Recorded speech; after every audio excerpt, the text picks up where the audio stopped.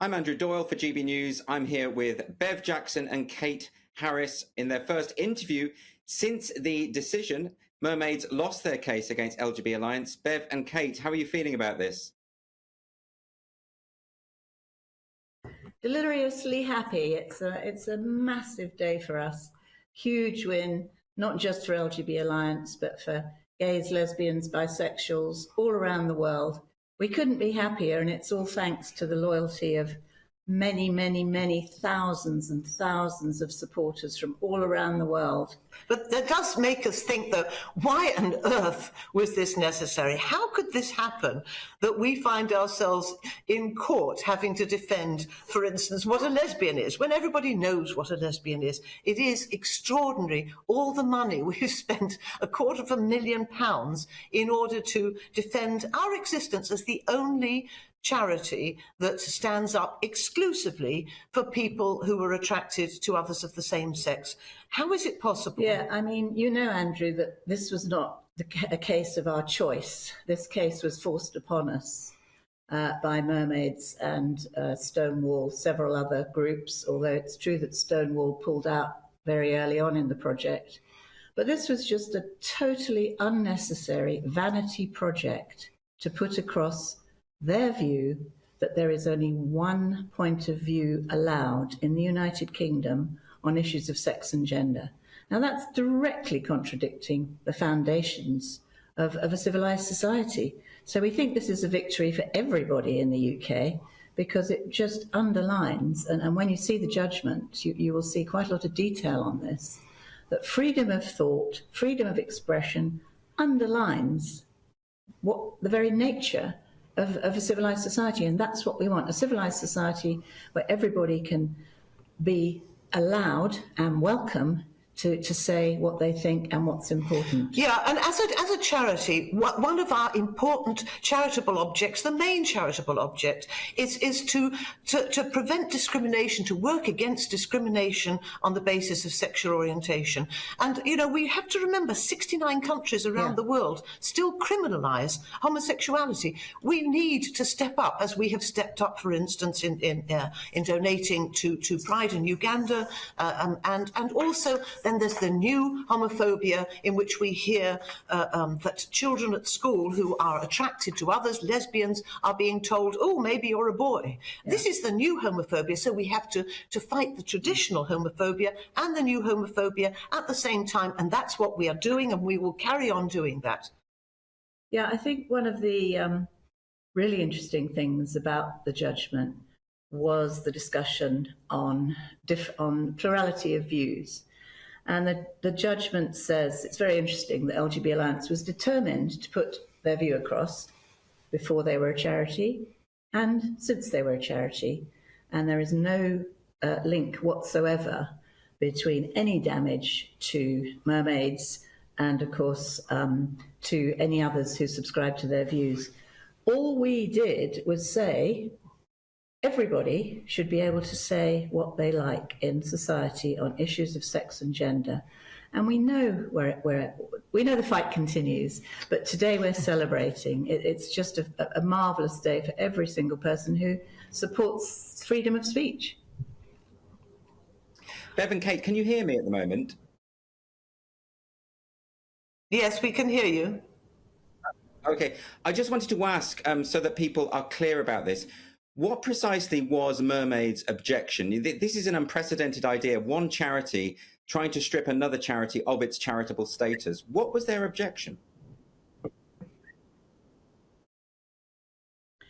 Their objection, I think we can look at it in two ways, Andrew.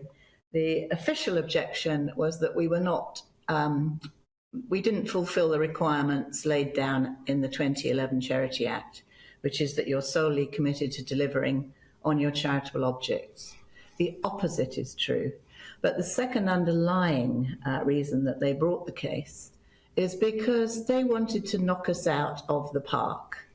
We have torn up the script of all those who subscribe to what they call the LGBTQIA+ two-spirit community. We say there is no such thing. We will not be bullied into accepting extraordinary ideas that a child can be born in the wrong body. We will not accept an idea that says you can change sex, and if you're a boyish girl, you probably should, or a girlish boy.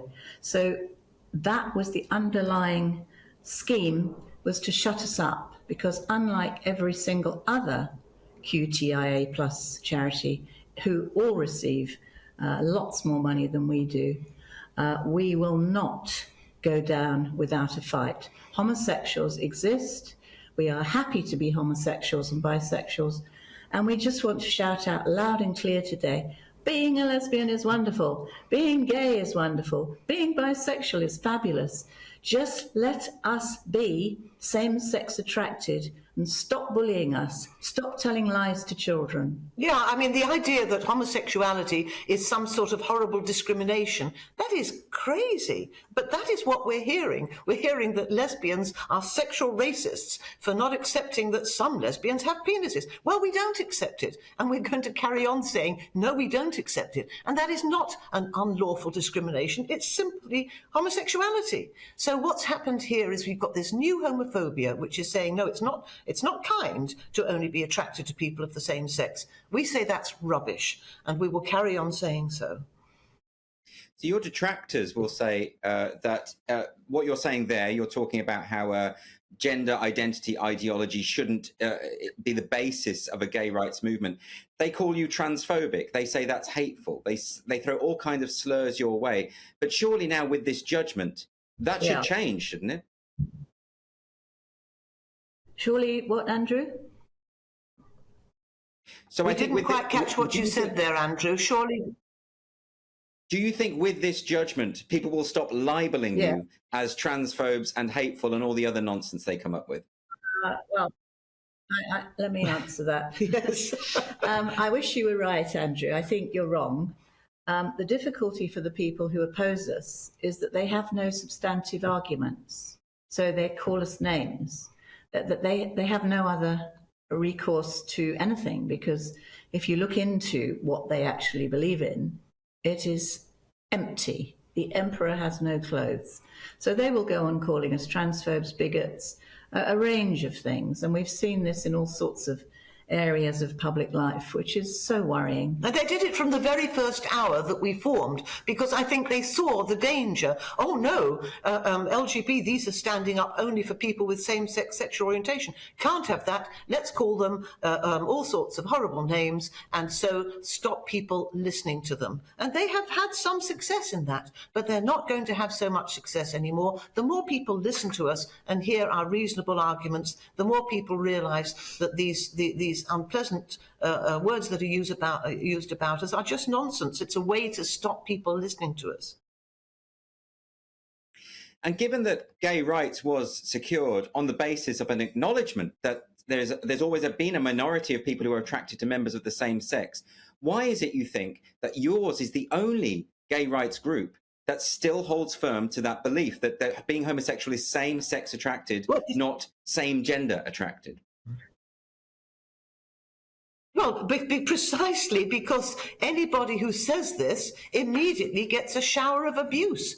And it is not pleasant to get a shower of abuse. First of all, you have to be psychologically able to stand up against it and not go completely, not to be just knocked out emotionally. Secondly, you have to be I have to say, old enough to be financially secure that you're not risking your career. Lots of people lose their jobs as soon as they say anything like this, like what we say. So we're fortunate that we're quite emotionally, I think, resilient, and we're financially not vulnerable to the same kinds of financial pressures that younger people are. But I would add to that, Andrew, that an awful lot of people have no idea that what they're supporting is harmful to gays and lesbians and bisexuals. So I see people wandering around with those awful progress flag lanyards. These people do not know what that progress flag represents to us. They do not know that by wearing that, they are saying that they think that a child may be born in the wrong body. They support experimental medicalisation of children such as me or Bev or you. Most of the people who support this awful ideology that is presented by Stonewall and Mermaids and all the rest of them think that they are simply being nice and positive. Well, and that is because they have rather cleverly, I have to admit, created this whole language, all these lovely words: be kind, be inclusive, progress, all these words which sound wonderful. Everybody wants progress. Everybody wants to be kind. Everybody wants to be inclusive. Everybody wants to embrace diversity. So they've got all these positive words which make it sound, if you don't go into it, as if they are promoting a wonderful ideology, or a wonderful just kindness, not an ideology, and that anybody who opposes them must be horrible right-wing bigots. Yeah. And that is how they have done it, and it's been quite effective, I have to say. But we are fighting back. We will recapture the ground, and we will recapture the language as well. Yeah, but you're right, Andrew. And this thinking is everywhere. We're getting more and more calls from public sector workers who are completely isolated, just for having the same views as us. And what we're beginning to wonder is whether it's actually time to have a full public inquiry. Why are children in school from the age of 5 taught a lie that they have a gender identity? That has to be a cause for concern, and we can see more and more parents worried about what's happening to children in school. And then there's the shutdown of free speech in universities. There's network groups that used to be LGB, and this is for employees. They're no longer allowed. They have to include men who say they're women, or the other way around. The NHS, we see this everywhere, and we can't answer the question as to why this has happened, but we think we're going to start asking politicians and others, is it time to understand, to get to the bottom of how this has happened and why we are the only group from the side of lesbians, gays and bisexuals who are speaking up, and why we are subject to so much abuse, why we are so often silenced, so often refused access to the media. And thank you, GB News, for having us on. You are you are very loyal supporters, and I must admit, we really appreciate you, because the other major channels simply won't accept any of our news stories and don't want to present our points of view. Yes, thank you. Well, thanks very much, Bev Jackson, Kate Harris, and congratulations on your success.